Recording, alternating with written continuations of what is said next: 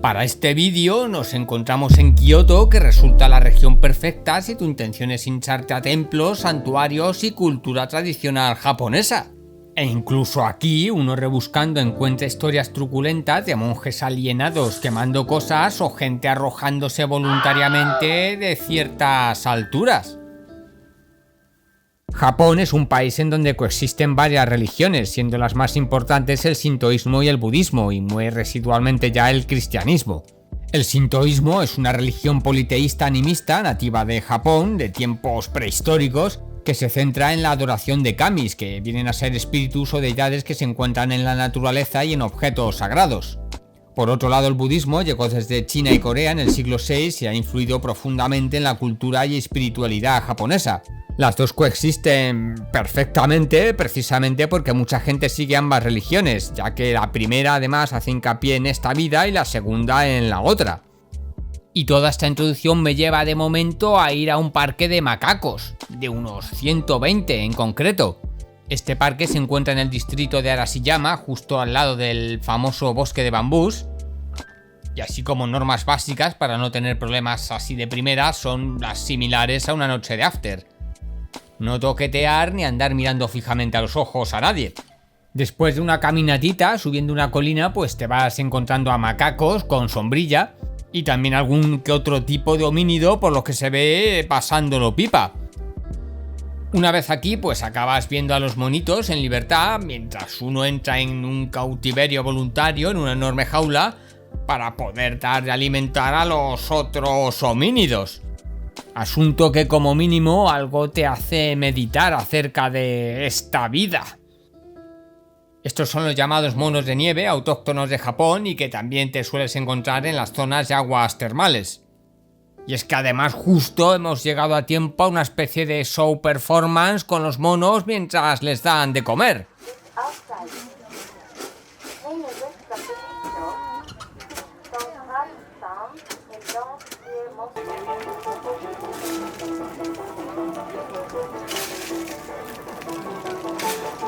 Esto de coña.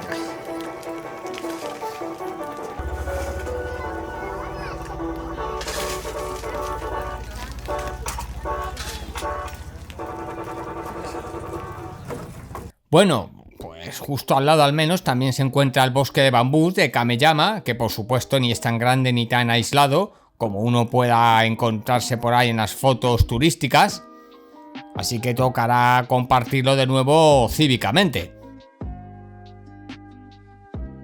El templo budista al que vamos ahora está más apartado, lo que también lo hace menos turístico. Eso sí, está también un poco a tomar por saco, ya que incluso es que se sale directamente de los mapas orientativos que hay por la zona.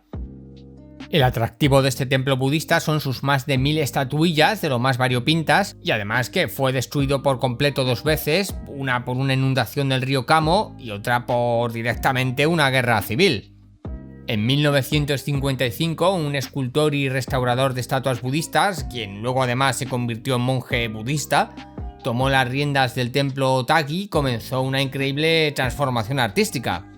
La idea de crear estas estatuas surgió en la década de los 80 como una forma de recaudar fondos para la restauración del templo y de involucrar a la comunidad. Nishimura invitó a personas de todo Japón a participar en talleres de escultura donde podían crear sus propias obras de arte con bloques de piedra volcánica.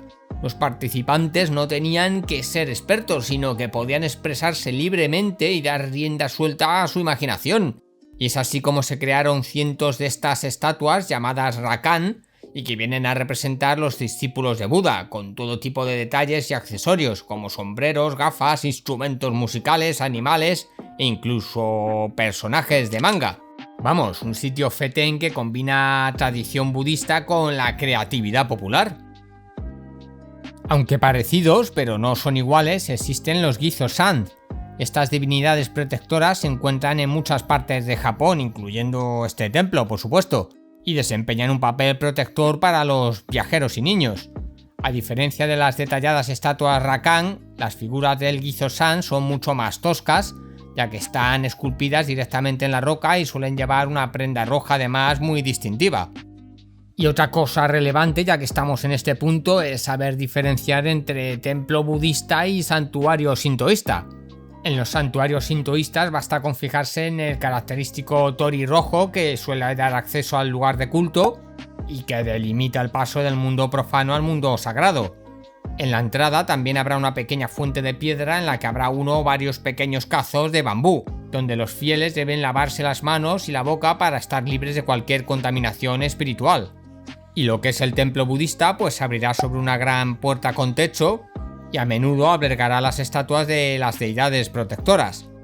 El edificio que ya sí que marca definitivamente que se trata de un templo budista son sus también reconocibles pagodas, junto a los también reconocibles jardincitos secos zen, si da la casualidad de que es justo de la rama zen.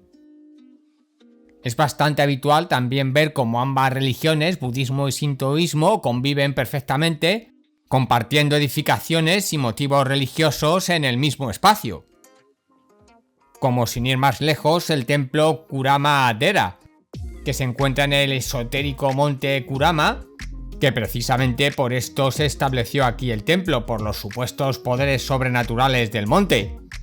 Aparte de su llamativo y fotografiable Gran Tengu, no hay más que ver la que tienen aquí montada para las supuestas colas que pueden llegar a montarse. Aún se cree a día de hoy que los Tengus, estas deidades protectoras de la montaña y el bosque, deambulan por esta zona. Su característica principal es pues su obvia larga nariz roja, que de eso además parece ser que viene la expresión Tengu Ninaru, convertirse en un Tengu, que viene a significar que alguien actúa jactándose de sí mismo y se utiliza para describir a personas soberbias y arrogantes. Y esto de aquí pues es una castañera que andaba pues montando aquí un poquito de espectáculo. Todo este itinerario tiene estampas espectaculares. Y no era de esperar menos porque la caminata es interesante, de subir escaleras y bueno, ya se está viendo directamente en el mapa.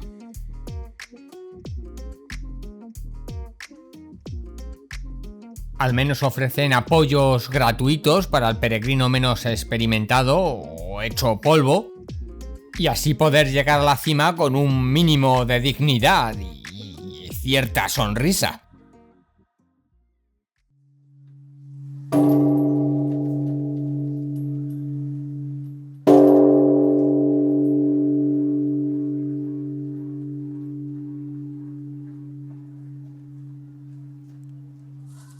Este otro templo es de los más famosos de Kioto, conocido como el Pabellón Dorado, y es que como ya dije antes, en Kioto es que te puedes hinchar a templos, aunque yo esté acudiendo supuestamente a los más relevantes. Al menos por suerte en este uno puede disfrutar de la paz y el relax de pasear tranquilamente entre sus jardines y no, la coña obviamente, esto está hasta arriba de contaminación turística. ¿Quién acaso te creías tú que eres?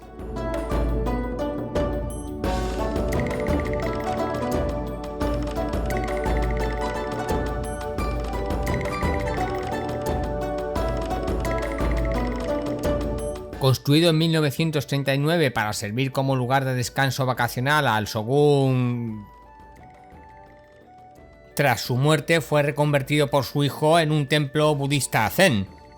Por supuesto ha sido totalmente destruido 2 veces, la más reciente en 1950 de maneras algo perturbadoras, ya que un joven monje novicio le prendió fuego a saco por supuestas envidias a la hermosura que desprendía el Pabellón Dorado, y una cierta animadversión también hacia los turistas que lo visitaban a diario. También parece ser que pudo influir ciertos resentimientos hacia su prior, y al final pues acabó siendo sentenciado a 7 años de prisión e ingresado en un psiquiátrico con diagnóstico de esquizofrenia y delirio persecutorio. El pabellón principal efectivamente es dorado por estar sus paredes externas cubiertas por láminas muy finas de oro, fruto de un proceso llamado batido. En 1994 pues entró a formar parte del patrimonio de la humanidad en todo el entramado de la UNESCO. El merchandising y los juegos de azar al servicio religioso y espiritual no es que sea nada nuevo, y sobre todo en Japón, en donde a cada esquina te puedes topar con infinidad de tentaciones ludópatas. Al final, de base, el sintoísmo y el budismo en este aspecto no son muy diferentes a otras religiones. Aquí, entre las diferentes ofertas que puedes encontrar al respecto, las más extendidas son, por ejemplo, los omamori, amuletos para el día a día que sirven para todo, aunque también los hay específicos para el amor, el dinero, etc. No deben abrirse jamás porque de hacerlo perdería todo el efecto protector. En su interior y siempre cerrado a la vista hay una inscripción rectangular que puede estar hecha de papel, cartón o incluso una fina lámina de madera. Esta inscripción lleva el nombre de la deidad protectora según el tipo de omamori, así como una oración escrita y bendecida por un monje. Y por esto pues te suelen soplar en torno a unos 1000 yens, unos 5 euros o dólares al cambio. Otro de estos amuletos consiste en las llamadas tablillas Ema de origen sintoísta, que tras escribir tu deseo o plegaria en ellas se cuelgan en expositores específicos y normalmente de origen solían llevar el dibujo de unos caballos o la imagen simbólica que representase el deseo pedido. Actualmente se dibuja en ellas cualquier tipo de ilustración, desde manga, anime o cualquier cosa que se te antoje. La última noche del año, los sacerdotes queman estas tablillas junto al resto de amuletos como agradecimiento a las deidades por los deseos cumplidos. Los omikuji, que significa literalmente lotería divina, son pequeños papelitos con mensajes de las deidades en donde supuestamente se predice tu futuro. Vamos, otro juego de azar religioso por ver qué suerte te toca. Esta viene siendo la forma más tradicional de conseguirlos, sacando un palito que te viene una numeración para seguidamente hacer una buena cola y que una dependienta pues te dé tu papelito de la buena aventura. En ellos viene una predicción general de menos suerte a mayor suerte y luego ya predicciones específicas, rollo horóscopo sobre la salud, el dinero, el amor, etc. Eso sí, están escritos en japonés y además parece ser que de manera muy poética o abstracta, difícil de entender incluso para los propios japoneses. O sea, vamos, que te va a tocar luchar con Google a ver si descifras algo. Si te toca una mala predicción, pues la tradición dice que el papelito se ata a un pino o a un sitio habilitado para la ocasión y las deidades se lo llevarán consigo. Y si te sale buena, pues te lo llevas contigo, te lo guardas en donde te quepa para que se cumpla la predicción o también puedes dejarlo atado en el mismo templo para que supuestamente surja mayor efecto. Y estos son así los más principales, porque existen muchos otros tipos de merchandising, como quizás el más conocido y universal Maneki Neko, que es el clásico gatito de la patita levantada, de la suerte y la bonanza, que probablemente hayas visto 1000 veces por tu ciudad. Que al parecer, si está levantando ambas patitas, se ve como algo de mal gusto porque es como querer abarcar ya con avaricia excesiva suerte. Este otro templo budista, aparte de también ser patrimonio de la humanidad desde 1994, también fue incendiado múltiples veces, que para algo están construidos en su totalidad en madera.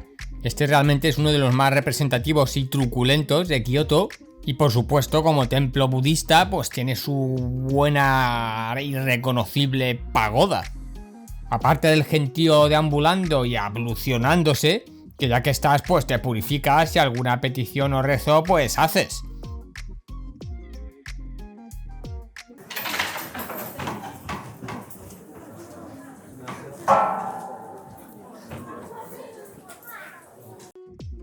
Lo mayor y más espectacular del recinto es su salón principal, un gigantesco balcón con impresionantes vistas y 13 metros de alto, sostenido por unas 140 robustas columnas de madera de celcoba, colocados de la manera tradicional y sin haberse usado ningún tipo de clavo en su construcción. Y lo que se puede sacar de aquí truculento, y aunque ahora está prohibidísimo, es que durante el periodo Edo se creía que si alguien saltaba por el balcón del templo y sobrevivía, le sería concedido un deseo. Existen anotaciones de unos 234 saltos de esa época, de los cuales en un 85% de los casos las personas sobrevivían. Vamos, todo un caramelito para cualquier británico que se precie. Tú fíjate la marabunta que hay aquí montada solo para poder tener todo el mundo este mismo plano.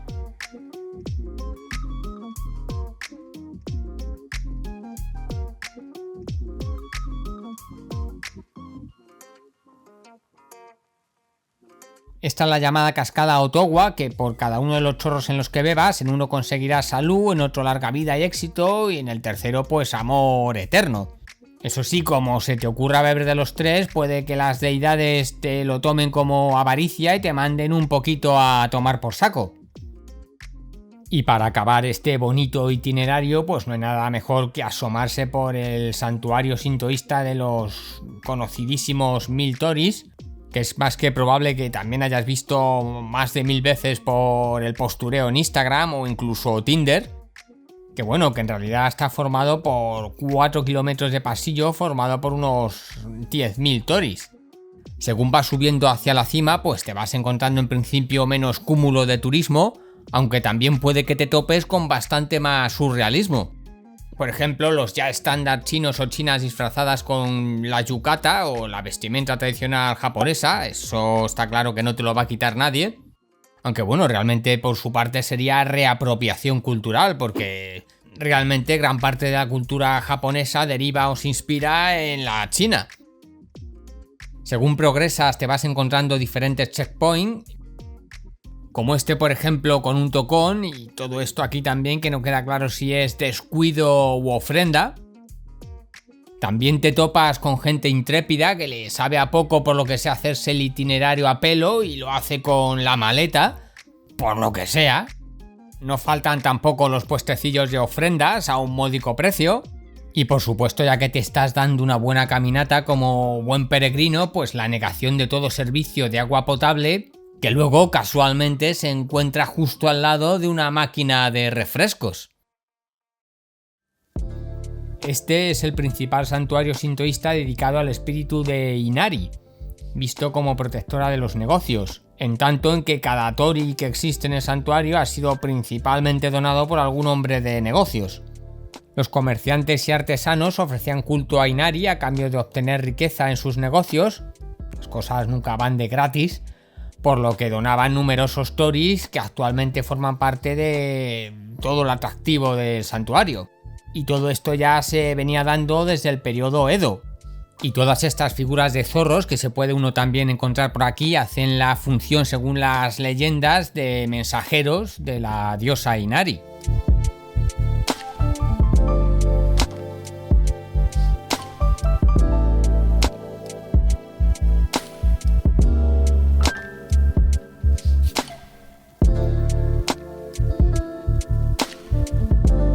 Y probablemente os estéis cuestionando cuánto puede llegar a costar plantar aquí un tori. Pues según he podido indagar por ahí, el más asequible te va a salir por unos 175.000 yens, o sea, unos 1.000 euros o dólares al cambio. Que estos deben ser la mayoría de los que hay aquí. Que no me extrañaría que ante la falta de oferta, pero sí habiendo demanda, pues aquí también haya cierta especulación en todo esto. Eso sí, también te puedes conformar con uno a escala por unos 2.000 yens.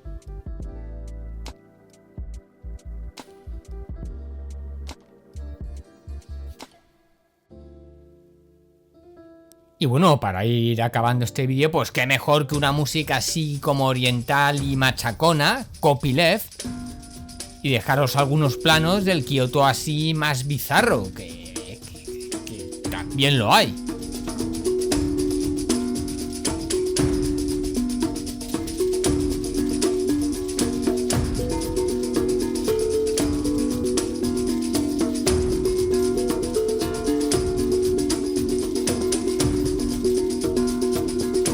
Tú fíjate qué restaurante más bueno para acabar después de todo un día de cultura y tradición.